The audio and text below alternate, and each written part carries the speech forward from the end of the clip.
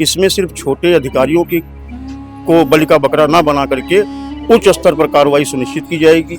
इसमें सिर्फ सस्पेंशन से काम नहीं चलेगा, इसमें सीधे टर्मिनेशन होना चाहिए। फोन हमको 3:46 पे हमारे बेटे ने फोन किया कि पापा लखनऊ में जिस कोचिंग में आदित्य ट्रेनिंग करता है उसी में आग लग गई तो भैया हमारा सुरक्षित होगा। और आदित्य बिल्कुल वहाँ पे डट घोषित कर दिया डॉक्टरों ने। दुलारा था हमारा भांजा, हम उसकी मदद नहीं कर पाए, कोई मदद नहीं कर पाए। और ये पैसा वैसा देने से हमारा बेटा हमारा भांजा तो वापस नहीं आ जाएगा। कोई भी ऐसी व्यवस्था नहीं थी कि लड़के अपनी जान बचा सके। कोई मास्टर नहीं मरा उसमें, कोई चपरासी नहीं मरा, सारे छात्र ही मर गए। मास्टर कहाँ चले गए, चपरासी कहाँ चले गए? जब वो जिस रास्ते से वो गए थे उसी रास्ते से हमारा बेटा भी हमारा भांजा भी जा सकता था, ये 15 बच्चे भी बचाए जा सकते थे। हमारा ये पैसा देने से हमारा भांजा वापस नहीं आएगा।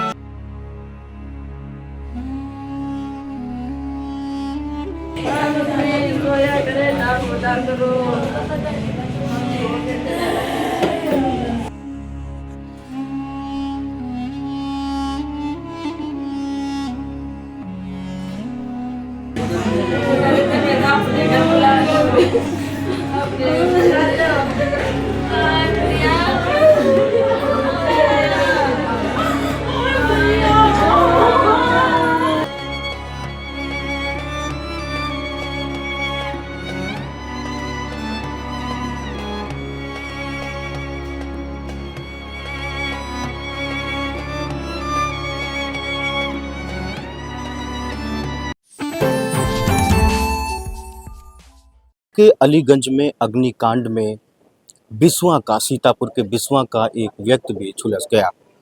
आदित्य नाम था, आदित्य श्रीवास्तव, जो कैथी टोला का रहने वाला। आज उसके अंतिम संस्कार के लिए यहाँ पर भीड़ इकट्ठा है।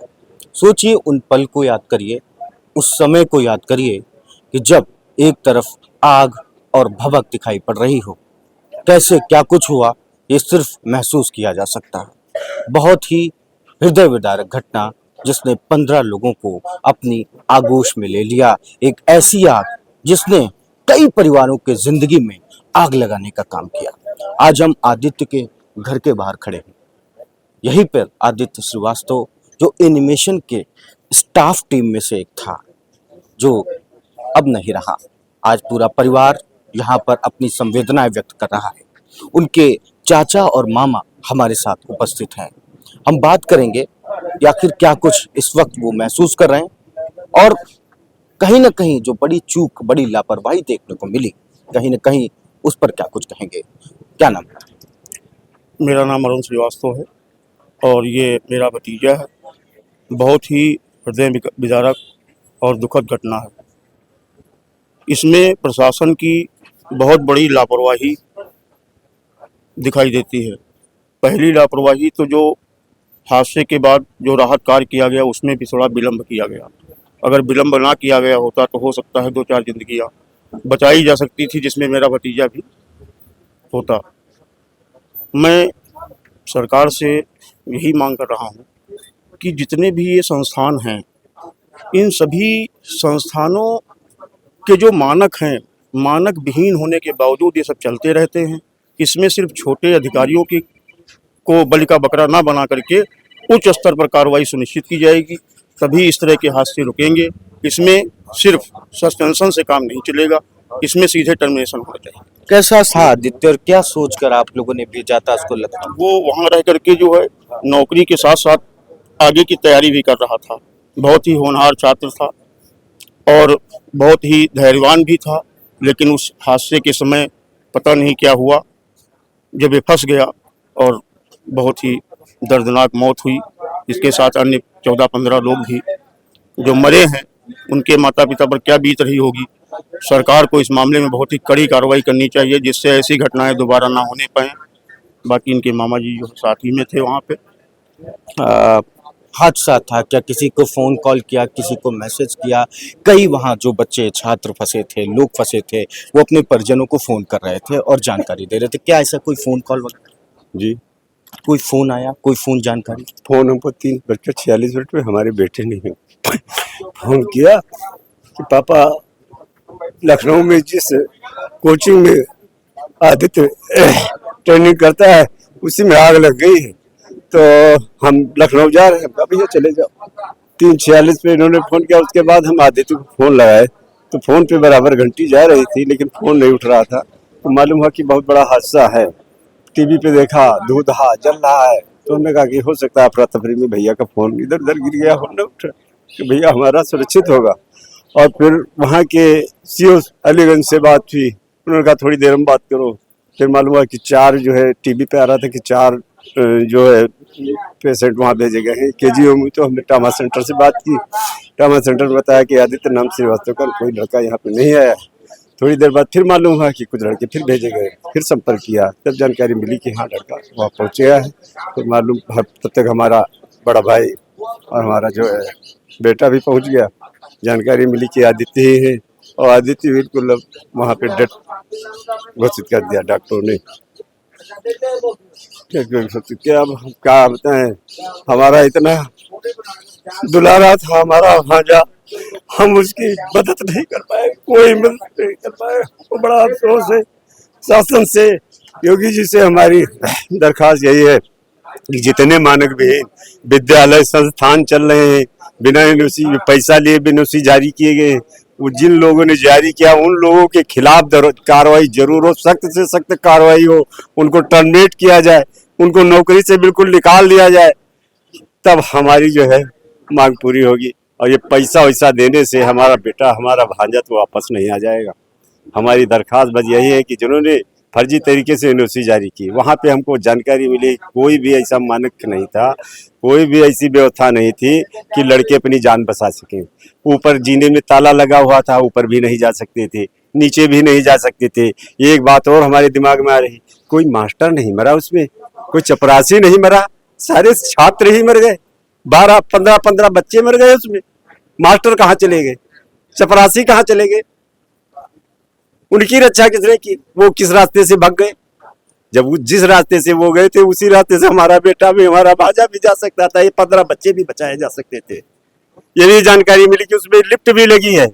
हो सकता है लिफ्ट केवल मास्टरों के लिए हो, वहां के स्टाफ के लिए हो, बच्चों के लिए ना हो। ये ऐसी वहां पे व्यवस्थाएं हुई। उसके बाद प्रशासन भी लेट पहुंचा। हमारी बहन जी पहुंच चुकी थी, रो रही थी, लेकिन सब यही कह रहे थे कि आपका बेटा सुरक्षित है, आप परेशान न हो। बड़ी देर बाद दीवार तोड़ करके मालूम हुआ कि लड़के निकाले गए। हमारी केवल एक ही दरखास्त है, जिन अधिकारियों ने जिन कर्मचारियों ने एनओसी जारी करने में धांधली की है, पैसा लेकर के एनओसी जारी की है, मानक के विपरीत एनओसी जारी की है, उनके खिलाफ कार्रवाई होनी चाहिए, उनके ऊपर मुकदमा पंजीकृत होना चाहिए। बस हमारी यही मांग है और कोई मांग नहीं हमारी। हमारा ये पैसा देने से हमारा भांजा वापस नहीं आएगा। पैसा देने से वापस हो तो हम 10 लाख और दे देंगे, हमारा भांजा वापस आ जाए। देखिए, परिजन कह रहे हैं कि पैसा देने से हमारा जो बच्चा है, हमारा भांजा है, हमारा भतीजा है, वो वापस नहीं आने वाला है। आखिर ये चूक क्यों हुई, ये लापरवाही क्यों हुई कि बिल्डिंग के नीचे तल पे पेट शॉप था, ऊपर कोचिंग सेंटर था। अब अचानक से आग लगी, जिस कारण लगी अभी उसकी जांच हो रही है, लेकिन फिलहाल वहां से वापस जाने का कुछ जो वहां पे लोग मौजूद थे उन्होंने अपने आप को बाथरूम में कैद कर लिया था, क्योंकि निकलने का कोई रास्ता नहीं था, कोई उपाय नहीं था। जिधर से एंट्री थी उधर से आग लगी हुई थी। ऐसे में सोचिए कि क्या दर्द, क्या तड़प और क्या मंजर होगा भयावह। सोचिए कि किस तरीके से जिस रास्ते से निकल सकते हैं उस रास्ते से में आग लगी हुई है और कहीं आने जाने का रास्ता नहीं है। तो आज भावुक चाचा और भावुक मामा ने अपने दिल की बात कही और कहा कि देखिए किस तरीके से हमें सरकारी पैसे, हमको आर्थिक मदद की आवश्यकता नहीं है, हमको क्या मेरा बेटा, मेरा भांजा, मेरा भतीजा वापस मिल जाएगा। उन्होंने तमाम आरोप लगाए हैं, तमाम बात की है, उस पर जाएंगे। फिलहाल अभी आप यहाँ पर देख सकते हैं कि ये वही घर है जहाँ का वो रहने वाला था। तो आज बिस्वा ही नहीं, सीतापुर ही नहीं, पूरा उत्तर प्रदेश कहीं न कहीं दर्द में है और उस चीख पुकार को महसूस कर पा रहा है जो वास्तविकता में करनी चाहिए। फिलहाल आदर्श के घर में यहाँ पर काफ़ी संख्या में लोग इकट्ठा हुए हैं। पिताजी बोल पाने की स्थिति में नहीं है, आवेश में है, आक्रोश में है। वो मीडिया कर्मियों से भी कह रहे हैं कि क्या फायदा बात करने से, क्या इससे मेरा बेटा हमको मिल जाएगा, क्या इससे जो हो गया है वो वापस आ जाएगा। तो कहीं ना कहीं वो तड़प, वो दर्द, वो चीख पुकार फिलहाल लोगों के परिवारों में आज 15 घरों में देखने को मिल रही है, जिसके बाद अब गवर्नमेंट भी सतर्क होने का काम कर रही है। सीतापुर में भी ऐसे कई शैक्षणिक संस्थान हैं, ऐसी लाइब्रेरीज हैं, ऐसी जगह हैं जहां पर अब एहतियात बरतने की जरूरत है। और सीतापुर ही नहीं, पूरे उत्तर प्रदेश में एहतियात बरतने की जरूरत है, क्योंकि जब घटना होती है तो वह बताकर नहीं आती और तमाम जिंदगियों को खत्म, तबाह, बर्बाद कर देती है। देखिए, आदित्य के जो पिताजी हैं आलोक श्रीवास्तव जी, मैं विश्व बार एसोसिएशन का पूर्व अध्यक्ष हूँ। ये हमारे सदस्य भी थे, इसमें विश्व लाइफ एसोसिएशन में है ये। और इनका जो व्यवहार था बहुत ही अच्छा है। वो बच्चा केवल पढ़ाई से ही मतलब रखता था और पढ़ाई के आगे उसको कुछ नहीं देखता था। मध्यम वर्गीय परिवार है, लेकिन पढ़कर वो कुछ बनना चाहता था। इसी सब को लेकर वो लखनऊ में अपनी पढ़ाई में लगा हुआ था, साथ में थोड़ी जॉब भी करता था। ग्राफिक्स बनाने का उसे शौक़ था, उसकी भी वो तैयारी वहीं कर रहा था। और इस तरीके की जो घटनाएं होती हैं, निसंदेह ये घटनाएं बहुत ही दर्दनाक हैं। पूरा आप देख रहे हैं, पूरा मोहल्ला जो है शोक में डूबा हुआ है। सरकार को इस तरीके की तमाम कोचिंगें जो चल रही हैं, चाहे अपने जनपद में हो या लखनऊ स्तर पे, तो व्यापक इनका एक जाल फैलाओ, इनका कोई मानक नहीं है। इन मानकों को होना चाहिए। आप बंद एसी में चला रहे हैं, कोई सेफ दरवाज़ा निकलने के लिए नहीं, अग्निकांड हो जाते हैं, लेकिन उसके लिए आपने जो भी कार्रवाई मुख्यमंत्री जी ने की है, मैं उससे सहमत नहीं हूँ।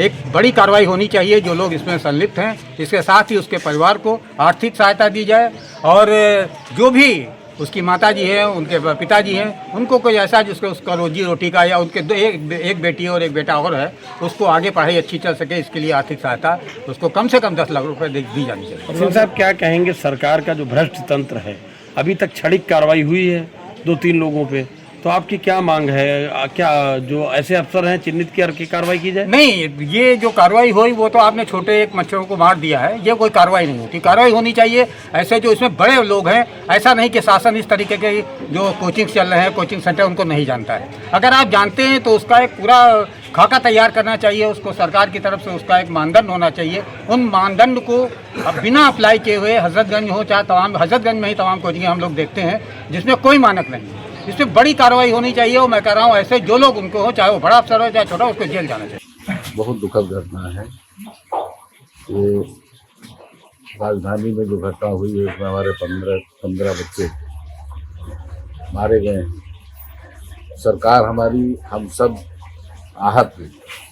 हमारे नगर का भी एक बच्चा, जो होनहार बालक, अभी पूरे मोहल्ले में हाहाकार मचा है, और किसी के मुंह से आवाज़ नहीं आ रही कि हर व्यक्ति यही कह रहा है कि इतना होनहार बच्चा शायद मोहल्ले में दूसरा ना हो।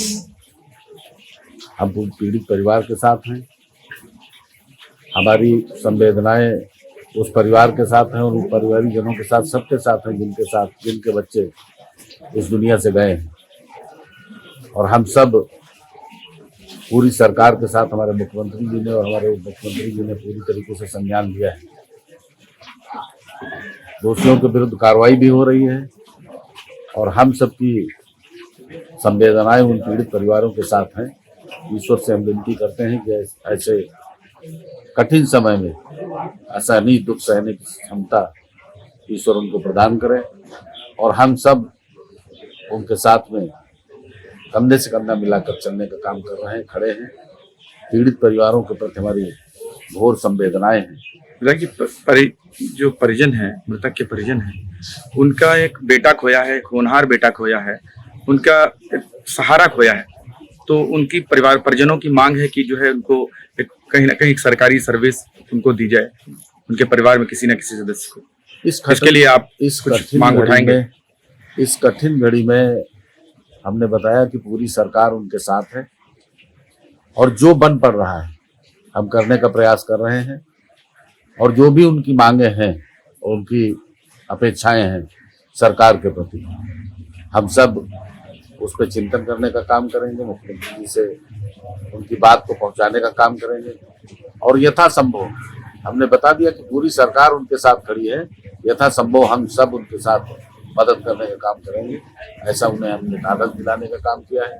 उन्हें इस घड़ी में हर व्यक्ति ढाढ़स ही बना रहा है और वो जिस रूप में है उस रूप में कोई परिवार दोबारा न पहुंचे, ऐसी स्थिति उस परिवार की है।